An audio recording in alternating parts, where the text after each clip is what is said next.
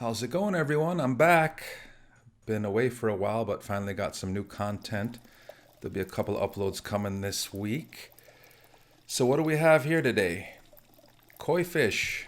I'm brand new to this type of fish and excited to share that we got three koi fish, cold water fish. I'm used to having tropical variety fish, mostly cichlids if you follow my channel, but we got three young, healthy koi here.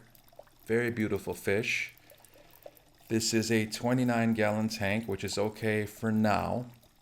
They are pretty slow growers, but at some point I'm going to have to either upgrade them to a much larger tank or consider something like building a pond or putting them in a pond somewhere, or giving them to someone who's got a good setup for koi. Really beautiful fish, really popular all over the world.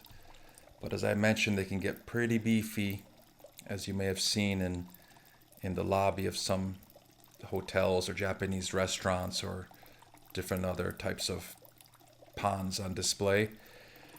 You got to really have a plan though, because when they get large enough, you also got to worry about predators. You got to make sure you have a wall around your backyard, or you don't have any pelicans where you live, or it'll be the end of your koi pond pretty fast. So this tank, as I said, is a 29-gallon. We got black gravel in here. These are Sarayu stone. You got to clean these off every couple of months, especially if you like the acrylic wall and the blue wall to be really squeaky clean, like I do, because if you don't wipe off the rocks, it's going to spread the algae more. So every couple of months you got to wipe those off, and obviously with some kind of soft brush take care of the walls. And then we have a sponge filter on here. You saw a shot of that earlier. Let me zoom in a little bit.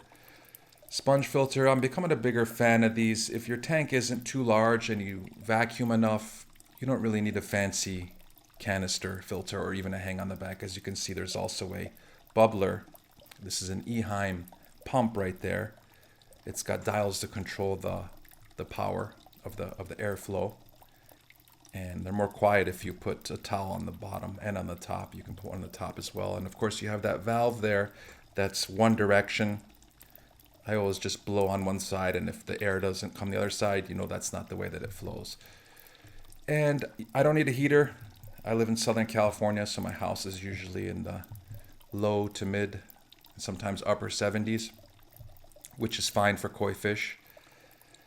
And then I'm a big fan of these Beamswork lights.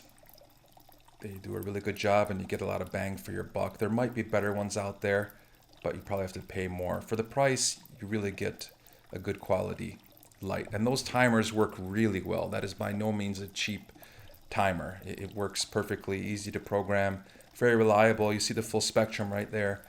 So this is interesting. It's an interesting project here, an interesting setup. As you can see, I have two levels there for the 29-gallon. I tend to have more than I need just in case. Maybe I'll do something with those, with some of the other tanks that I have, like that one. Maybe if my cichlids hold again and I get a lot of offspring, I could use that tank once again. Getting a look at my 65-gallon tank there. Get a sense for the whole room right here.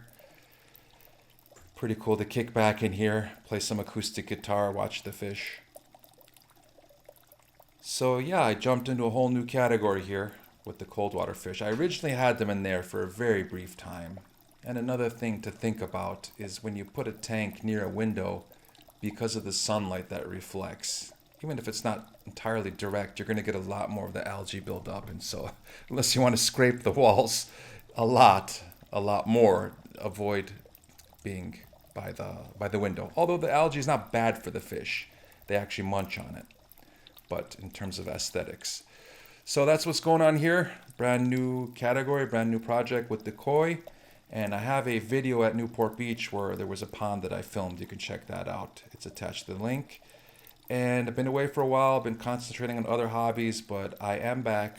I'm never going to close the channel.